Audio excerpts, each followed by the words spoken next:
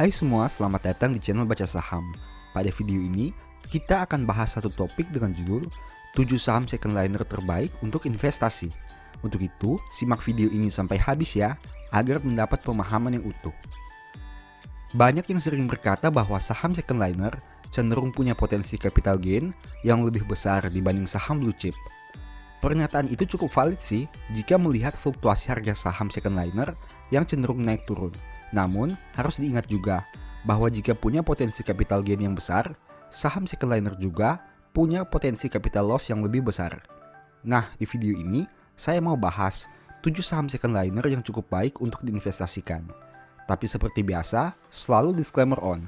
Tidak ada jaminan pasti profit jika kamu membeli saham yang disebutkan nanti. Ingat, risiko investasi ada di tangan kamu sendiri ya. Tanpa basa-basi lagi, mari kita masuk saja ke dalam daftar sahamnya. Pertama, PT Adira Multifinance atau ADMF. Saham ini bergerak di bidang pembiayaan dan listing sejak 31 Maret 2004. Kepemilikan terbesar ada pada Bank Danamon dengan porsi 92,07%. Kenapa saham ini menarik untuk diinvestasikan? 1. Valuasinya masih cenderung masuk akal dengan PER 8,47 kali dan PBV 1,20 kali, khususnya saat video ini dibuat. 2. Laba per lembar sahamnya cenderung bertumbuh dalam 4 tahun terakhir, dari yang awalnya 1.409 di tahun 2017 menjadi 2.109 di tahun 2019, meskipun terjadi sedikit penurunan di tahun 2020, sehingga IPS-nya hanya Rp1.086 berdasarkan data annualized triwulan 3 2020. Ketiga, setidaknya sejak tahun 2015 sampai 2020, ADMF rutin membagi dividen. Dividen yield yang ditawarkan juga termasuk besar. Pada tahun 2020, saham ini membagi dividen sebanyak 1.054 dan menghasilkan yield sekitar 11,46% jika menggunakan harga saham 9.200. 4. Porsi kepemilikan di masyarakatnya kecil, hanya 7,93%. Hal ini mengindikasikan bahwa pemegang saham mayoritasnya cukup optimis dengan kinerja perusahaan, sehingga mereka masih memegang saham mayoritas dengan jumlah yang sangat banyak. Tentu saja, apabila harga sahamnya naik atau dividennya dibagi semakin besar, pemegang saham mayoritas akan memperoleh porsi yang lebih banyak juga, bukan? Saham kedua, PT Bank CIMB Niaga atau BNGA. Saham ini bergerak di industri perbankan dan listing sejak 29 November 1989. Kepemilikan terbesar ada pada CIMB Group dengan porsi 91,48%. Kenapa saham ini menarik untuk diinvestasikan? Pertama, valuasinya masih cenderung masuk akal dengan PER 8,85 kali dan PBV 0,55 kali, khususnya saat video ini dibuat. 2. Laba per lembar sahamnya cenderung bertumbuh dalam 4 tahun terakhir, dari yang awalnya Rp118 di tahun 2017 menjadi Rp145 di tahun 2019, meskipun terjadi sedikit penurunan di tahun 2020 sehingga IPS-nya hanya Rp99 berdasarkan data annualized triwulan 3 2020.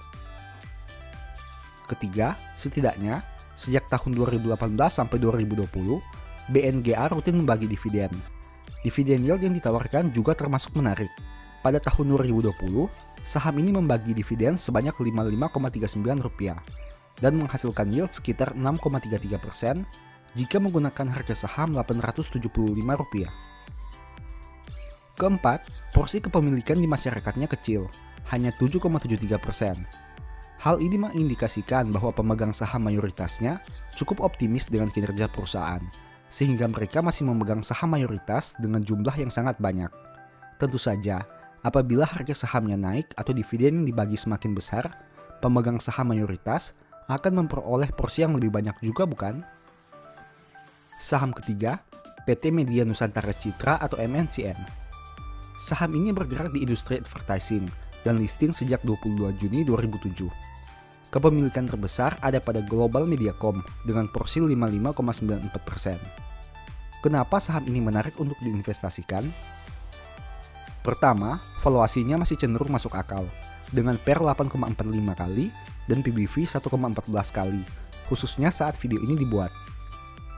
Kedua, laba per lembar sahamnya masih cenderung bertumbuh dalam 4 tahun terakhir, dari yang awalnya Rp102 di tahun 2017 menjadi Rp156 di tahun 2019. Meskipun terjadi sedikit penurunan di tahun 2020, sehingga IPS-nya hanya Rp123 berdasarkan data Annualized triwulan 3 2020. Ketiga, setidaknya sejak tahun 2015 sampai 2019, MNCN rutin membagi dividen. Hanya saja, pada tahun 2020, MNCN belum membagi dividen, dan hal itu mungkin menjadi nilai minus bagi pemegang sahamnya. Keempat, Presiden Komisaris atas nama Haritano Sudibyo masih terafiliasi dengan pemegang saham mayoritas. Hal itu memberikan optimisme bahwa top manajemen akan berusaha untuk terus meningkatkan kinerja perusahaan, karena mereka juga merupakan pemegang mayoritas perusahaan itu. Saham keempat, PT Adaro Energi atau ADRO. Saham ini bergerak di industri pertambangan dan listing sejak 16 Juli 2008. Kepemilikan terbesar ada pada Adaro Strategic Investment dengan porsi 43,91%. Kenapa saham ini menarik untuk diinvestasikan? Pertama, valuasinya masih cenderung masuk akal dengan PBV 0,76 kali, khususnya saat video ini dibuat. Kedua, dari sisi IPS, saham ini terlihat mengalami penurunan sejak 4 tahun terakhir. Dari yang awalnya $0,015 di tahun 2017, terus turun dan menjadi $0,0045 di tahun 2020. Ini merupakan salah satu faktor minus dari ADRO, tapi memang untuk industri pertambangan, hal ini menjadi sesuatu yang bisa ditoleransi, karena mempertimbangkan harga komoditas yang cenderung naik turun. Namun tetap saja, pada kenyataannya, IPS ADRO terus menurun selama 4 tahun terakhir. Ketiga, setidaknya sejak tahun 2015 sampai 2020, ADRO rutin membagi dividen, bahkan cenderung membagi 2 kali dalam 1 tahun. Dividen yield yang ditawarkan juga menarik dengan angka 8,43% jika menggunakan harga saham 1.300. Keempat, Presiden Direktur atas nama Garibaldi Thohir merupakan pemegang saham ADRO dengan porsi 6,18%. Hal ini tentu memberikan optimisme bahwa top manajemen akan berusaha untuk terus meningkatkan kinerja perusahaan, karena mereka juga merupakan pemegang mayoritas perusahaan itu. Saham kelima, PT Bank Jatim atau BJTM. Saham ini bergerak di industri perbankan dan listing sejak 12 Juli 2012. Kepemilikan terbesar ada pada Pemda tingkat 1 Provinsi Jatim dengan porsi 51,12%. Kenapa saham ini menarik untuk diinvestasikan? Pertama, valuasinya masih cenderung masuk akal dengan PER 6,45 kali dan PBV 0,98 kali, khususnya saat video ini dibuat. 2. Laba per lembar sahamnya cenderung bertumbuh dalam 4 tahun terakhir, dari yang awalnya Rp78 di tahun 2017 menjadi Rp98 di tahun 2020. Ketiga, setidaknya sejak tahun 2015 sampai 2020, BJTM rutin membagi dividen. Dividen yield yang ditawarkan juga termasuk menarik. Pada tahun 2020, saham ini membagi dividen sebanyak Rp48,2 dan menghasilkan yield sekitar 7,65% jika menggunakan harga saham Rp630. Keempat, dengan status sebagai BPD, tentu BJTM akan diminta untuk terus meningkatkan kinerjanya, karena besar kemungkinan pemerintah daerah akan meminta dividen saham ini secara rutin setiap tahunnya. Saham keenam, PT Sido Muncul atau Sido. Saham ini bergerak di industri farmasi dan listing sejak 18 Desember 2013. Kepemilikan terbesar ada pada Hotel Candi Baru dengan porsi 81%. Kenapa saham ini menarik untuk diinvestasikan? 1. Dari sisi valuasi sebenarnya Sido sudah sangat premium dengan PER 28,44 kali dan PBV 7,35 kali. Hal ini merupakan satu poin minus untuk saham Sido. 2. Dari sisi IPS, saham ini konsisten bertumbuh selama 4 tahun terakhir. Dari yang awalnya Rp18 di tahun 2017, naik menjadi Rp28 di tahun 2020, tanpa pernah mengalami penurunan satu kali pun. Ini menjadi satu nilai tambah untuk saham second liner ini. Ketiga, setidaknya sejak tahun 2015 sampai 2020, Sido rutin membagi dividen, bahkan cenderung membagi 2 kali dalam 1 tahun. Dividen yield yang ditawarkan juga menarik dengan angka 4,38% jika menggunakan harga saham Rp810. Saham ketujuh, PT Ultra Jaya atau ULTJ. Saham ini bergerak di industri consumer goods dan listing sejak 2 Juli 1990. Kepemilikan terbesar ada pada Sabana Prawira Wijaya dengan porsi 43,37%. Kenapa saham ini menarik untuk diinvestasikan? Pertama, dari sisi valuasi sebenarnya ULTJ sudah cukup premium dengan PER 17,28 kali dan PBV 3,14 kali. Hal ini merupakan satu poin minus untuk saham ULTJ. Kedua, dari sisi EPS, saham ini konsisten bertumbuh selama 4 tahun terakhir.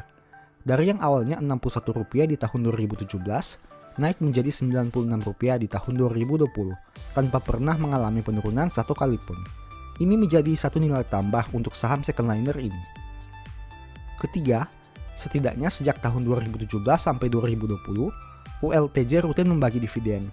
Namun, dividen yield yang ditawarkan cenderung kecil, dengan angka 0,72% jika menggunakan harga saham 1.660. Keempat, Presiden Direktur atas nama Sabana Prawira Wijaya merupakan pemegang saham ULTJ dengan porsi 43,37%. Hal ini tentu memberikan optimisme bahwa top manajemen akan berusaha untuk terus meningkatkan kinerja perusahaan, karena mereka juga merupakan pemegang mayoritas perusahaan itu. Di akhir video ini, saya mau menyampaikan bahwa Baca Saham mempunyai 2 e-book saham yang mungkin saja bisa berguna bagi kamu.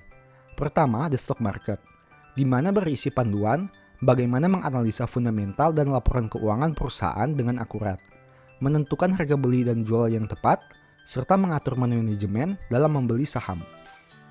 Kedua, Analyst Report, di mana merupakan e-book 3 bulanan yang ditulis berdasarkan laporan keuangan perusahaan yang terupdate, memuat berbagai informasi mendetail mengenai fundamental dan kinerja perusahaan, baik itu informasi umum, anak usaha, manajemen, sekilas perusahaan, bedah laporan keuangan, analisa neraca dan laba rugi, dan sampai penentuan harga beli dan jual yang ideal. Singkatnya, stock market merupakan cara bagaimana menganalisa, dan analyst report merupakan hasil analisa yang sudah Mimin lakukan. Apabila ingin melakukan pembelian, silahkan DM saja di Instagram @bacasaham ya. Demikianlah informasi pada video ini. Semoga bisa bermanfaat bagi kamu semua. Anyway, thanks for watching. Jangan lupa subscribe, aktifkan lonceng notifikasi, dan share video ini. Sampai jumpa di video berikutnya ya. Bye-bye.